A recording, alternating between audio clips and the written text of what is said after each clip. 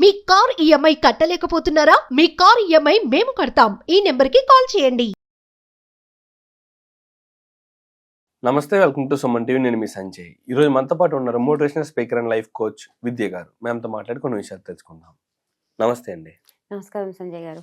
పిల్లల్ని పెంచే విధానం గురించి మాట్లాడుకుందాం ఈరోజు. ఒకప్పుడు చూసుకుంటే పిల్లల్ని కొట్టేవారు, తిట్టేవారు, భయపెట్టి పెంచేవారు. నువ్వు ఇది చేయకూడదు, అది చెయ్యాలి అని చెప్పేసి. అదే సిచ్యువేషన్లో ఇప్పటి పిల్లలు చూసుకుంటే ఆడిని కొడుతుంటే ఆడి ఏజ్ ఒక 10 years లోపు ఉన్నా సరే వాడు అలగడం, అంటే వాళ్ళు మన తల్లిని కొట్టారంటే ఒకప్పుడు ఏడ్చేవాళ్ళం, వాళ్ళే దగ్గర తీసుకునేవారు, ఈ విధంగా ఉండేది. ఇప్పుడు ఎలాగంటే తల్లిదండ్రులు కొడుతున్నా సరే వాళ్ళు తీసుకోవట్లేదు, ఏడుస్తున్నారు, 4-5 రోజులు మాట్లాడడం కూడా మానేస్తున్నారు. వాళ్ళు ఇంత చిన్న వయసులోనే ఇంత డెవలప్ అయ్యారు వాళ్ళ ఫీలింగ్స్ని వ్యక్తపరచడంలో. ఇలాంటి సందర్భంలో ఇప్పుడు పేరెంటింగ్ అనేది ఎలా చేయాలంటారు? అసలు పిల్లల్ని పెంచే విధానం ఏంటంటారు? అసలు ఎలాంటి పద్ధతులు పాటించాలంటారు ఇప్పుడున్న జనరేషన్లో? పేరెంటింగ్ అనేది ఒక పెద్ద సబ్జెక్ట్ అండి. ఎందుకంటే ఒక కాలంలో అనంటే అప్పుడు సిచ్యువేషన్ వేరు, అప్పుడు ఫుడ్ వేరు, అప్పుడు ఆలోచన వేరు, ప్రతి ఒక్కటి వేరు. చాలా సహజంగా సౌమ్యంగా ఉండేది.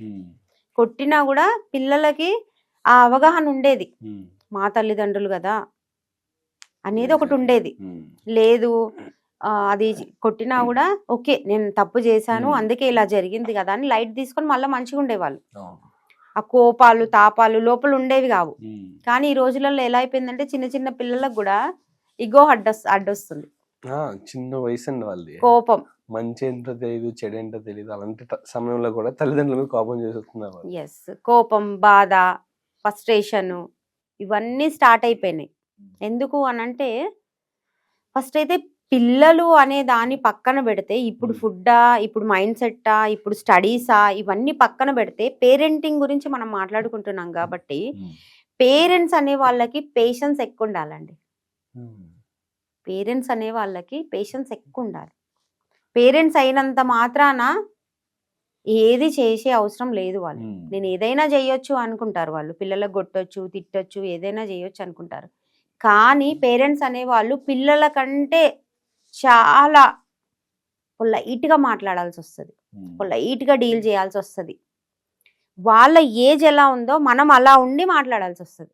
అప్పుడు మింగిల్ అయితేనే కదా మనము వాళ్ళ మైండ్ సెట్ ఎలా ఉంది, మనం ఎలా ఉన్నాము అనేది అర్థమవుతుంది. లేదు నేను ఇలానే ఉంటా, నేను తల్లి ప్లేస్ లోనే ఉంటా, నేను తండ్రి ప్లేస్ లోనే ఉంటా, వాళ్ళని కొడుతూనే ఉంటా అంటే ఈ రోజులలో వినరండి, అస్సలు వినరు కాదు కదా. మీకు చెప్పకుండా అన్ని వెనకాల ఏవేవో చేసేస్తుంటారు, అన్ని చేసేస్తారు, ముందర వచ్చి శ్రీరామచంద్రులాగా కూర్చుంటారు. అది కరెక్టా?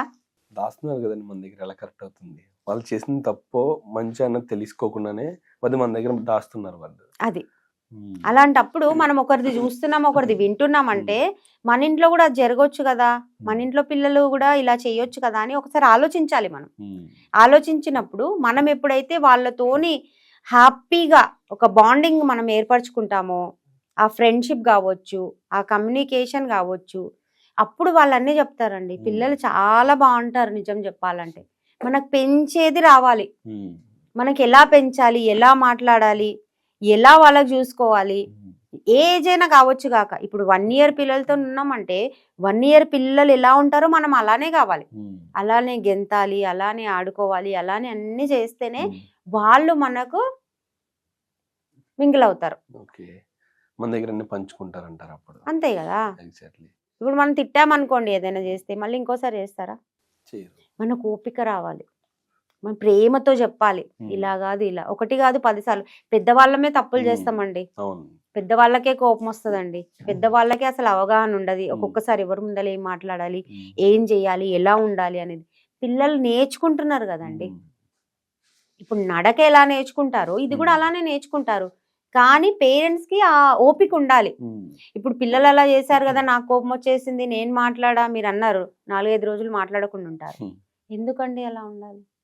కోపం వచ్చింది, తిట్టేశారు, మళ్ళీ మనమే దగ్గర తీసుకోవాలి, మనమే ఇలా కాదు ఇలా అని చెప్పాలి. చెప్పడంలో ఏం పోయేది ఉంది? 100 సార్లు కాదు 1000 సార్లు చెప్పాలి.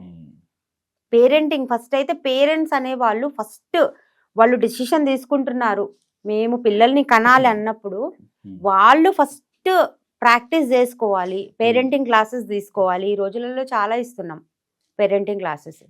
వాళ్ళు పిల్లలు కనకముందే పేరెంటింగ్ క్లాసెస్ తీసుకొని వాళ్ళకి పేషెన్స్ పెంచుకొని ఫస్ట్ వాళ్ళ అలవాట్లన్నీ చేంజ్ చేసుకోవాలండి. మీరు ఏదో తినుకుంటూ జంక్ ఫుడ్ తినుకుంటూ పిల్లలకు తినొద్దంటే తింటారా? వాళ్ళు కూడా అదే తింటారు కదా. మనం కంట్రోల్ ఉండట్లా. మీరు ఫోన్ పట్టుకొని కూర్చొని మీరు ఫోన్ ముట్టుకోవద్దంటే వాళ్ళు ముట్టకుండా ఉంటారా? ఉండరండి.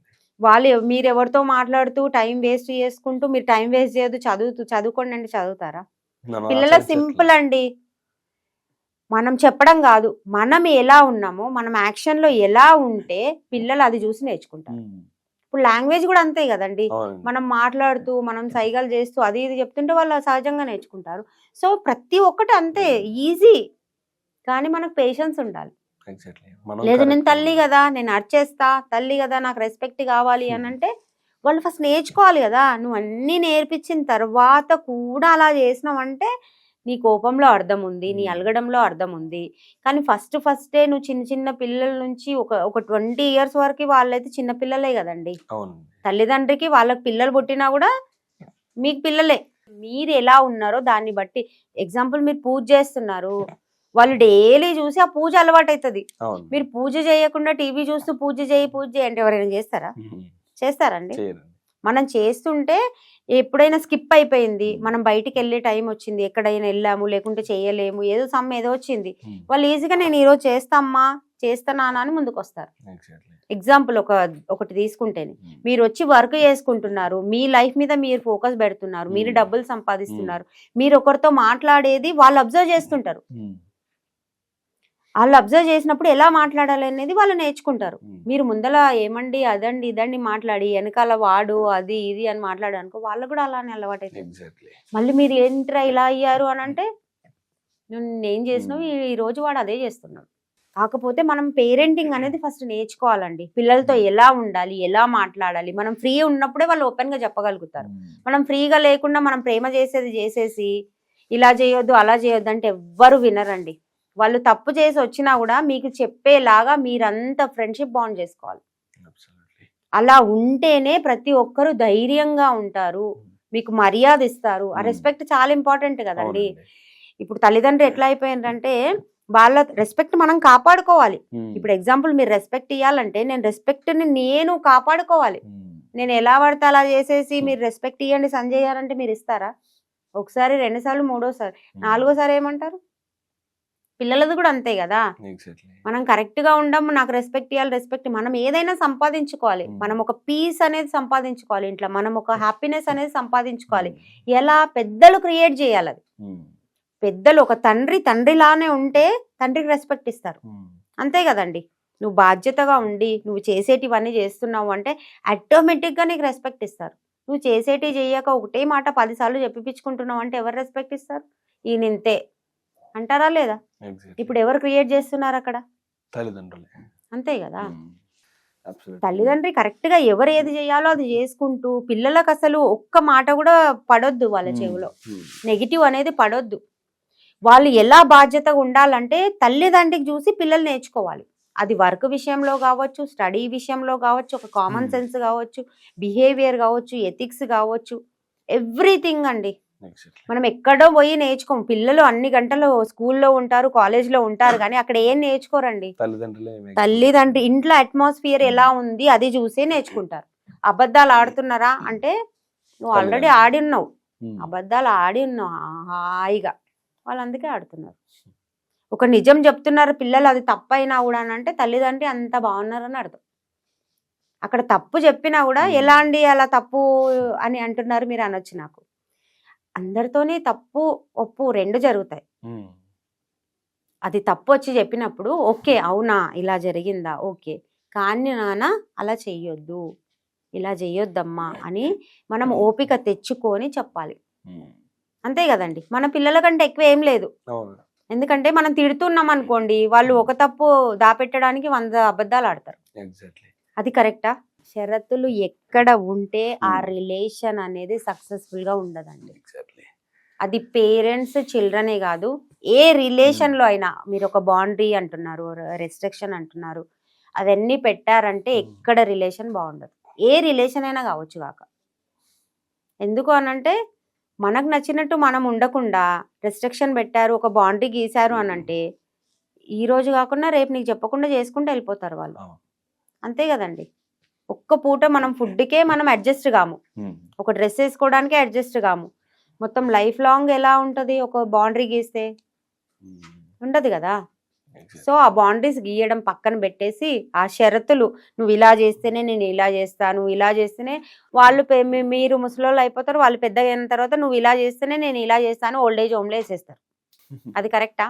ఓల్డ్ ఏజ్ హోమ్ అందుకే వస్తున్నాయి. ఎగ్జాక్ట్లీ ఇప్పుడున్న సిచ్యువేషన్స్ అలాగే జరుగుతున్నాయి నిజంగా. అది ఇది ఈ టాపిక్ తీసుకుంటే అది ఇంకా పెద్దగా అవుతుంది.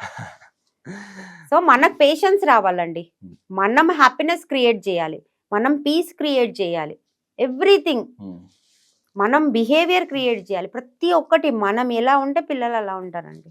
ఎగ్జాక్ట్లీ. ఇక్కడ పేరెంటింగ్ పిల్లల్ని పెంచే పద్ధతి గురించి పక్కన పెడితే మనం ఉండాల్సిన పద్ధతి కరెక్ట్ గా ఉంటే పిల్లలు ఆటోమేటిక్ గా మనల్ని చూసి నేర్చుకుంటారు. ఫస్ట్ మనం తల్లిదండ్రులే సరిగ్గా లేరు. ఎగ్జాక్ట్లీ.